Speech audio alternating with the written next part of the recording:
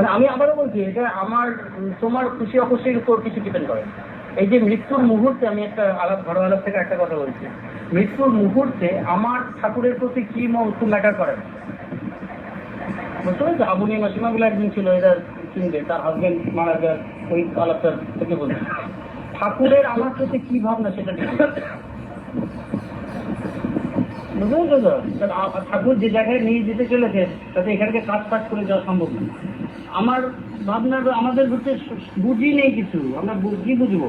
সুতরাং ওটা ডিপেন্ড করে না, তার আমার প্রতি মানসিকতা ডিপেন্ড করে। তাহলে আমরা কিভাবে সেটা মানসিকতা করে, এই যে জব করছে, নিজের কাজ করছে, যেটাকে কাজ মনে করে, এর দ্বারা কিছুই না। আমাদের কি হচ্ছে আমি না শিওর, আমরা ঠাকুরকে খুশি করার একটা প্রয়াস চালাতে, ঠাকুর যেন খুশি থাকে ওই মন নিয়ে। একে উদ্ধার টুদ্ধার হওয়ার ব্যাপার না, অঙ্কে গেলে দেখবে উড়ে যাবে সব, পাওয়ার দখলে ধরা যায় না ওগুলো। বুঝতে পেরেছ?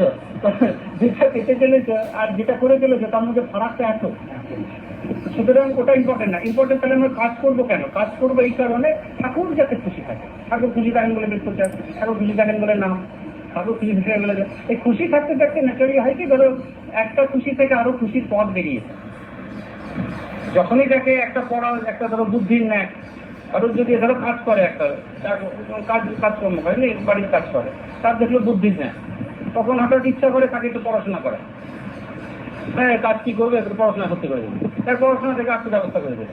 ফলে এরকম একটা ভালোবাসার একটা খুশি আরো তার উন্নতির ব্যবস্থা করে দিতে পারে, তিনি সুযোগ করে দেন, ব্যবস্থা করে দেন। বা দেখি এটা ভালো গুরুগত ভাব, দেখি যদি যোগাযোগ করে দেয়, সুযোগের ব্যবস্থা, তার খুশি। এখানে জোর করে করা কিছু বললামই তো, যে খুশিতে হলে এমন ও আমার জন্য এই করেছে তার জন্য খুশি, এটা বললে আমার ঠিকই বলছে। যখনই তার কথা ভাববো, কথার একদিন নাম করে বলছেন স্বতঃস্ফূর্ত খুশি, যে নামে বলছি, তার কথা ভাবলে আমার জন্য খুশি। এর মধ্যে যদি ভাবতে যাই ও আমার জন্য এই করছে, খুশি না চলবে না।